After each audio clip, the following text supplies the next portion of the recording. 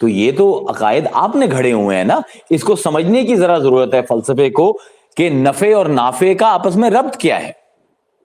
نافع صرف اللہ ہے، اللہ کے سوا ہم بھی یہی مانتے ہیں، اللہ کے سوا کوئی نفع نہیں دے سکتا، لیکن نفع کی ترسیل کیسے ہوگی، اس کے لیے اللہ ہمیشہ ایک نظام مقرر کرتا ہے۔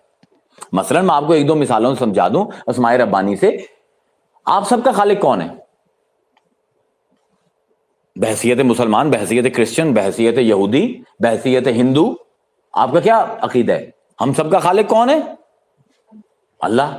تو کیا اللہ نے کوئی فیکٹری لگائی ہوئی ہے کہ جہاں پر ماں باپ جاتے ہیں اور وہاں سے بچے بنوا کے آتے ہیں؟ خالق تو اللہ ہے، لیکن تخلیق کے لیے اس نے نظام وضع کیا ہے، ماں باپ کا ملاپ۔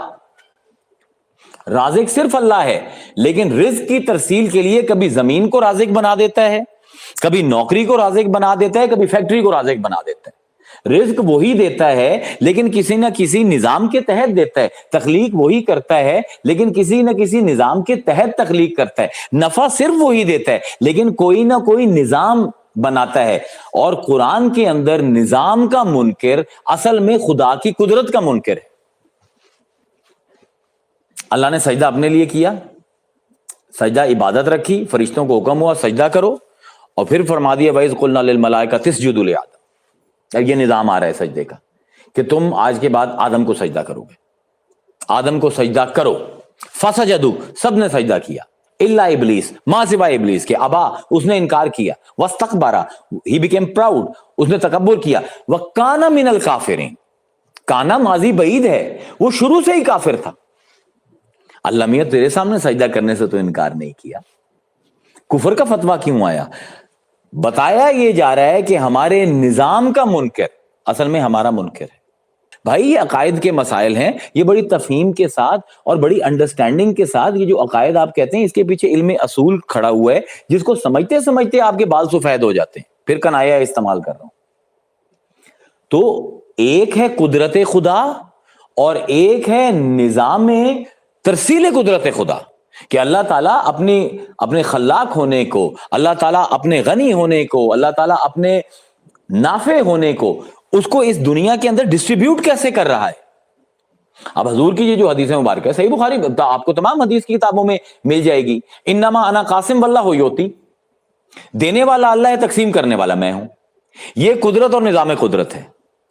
شفاعت کے اوپر حدیث ہے، من زارا قبری، جس نے قبر میری کی زیارت کی، وجبت لہو، مجھ پر واجب ہو گیا، شفاعتی، کہ اس کی سفارش کروں۔ یہ گزارشات تھیں۔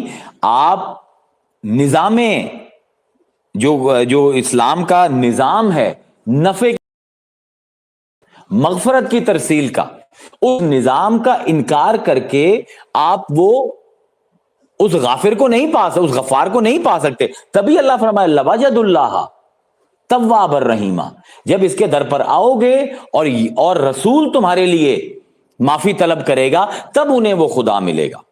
وجد کا لفظ جو ہے اسی سے نکلتا ہے، وجود سے نکلتا ہے، کیونکہ اس کا مطلب ہے پانا، اس کا مطلب سر ہلانا نہیں ہے، اس کا مطلب ٹکرے مارنا نہیں ہے، اس کا مطلب یہ ہے حقائق کو پا لینے والا۔ واجد اس کو کہتے ہیں جو حقائق کو پا لے۔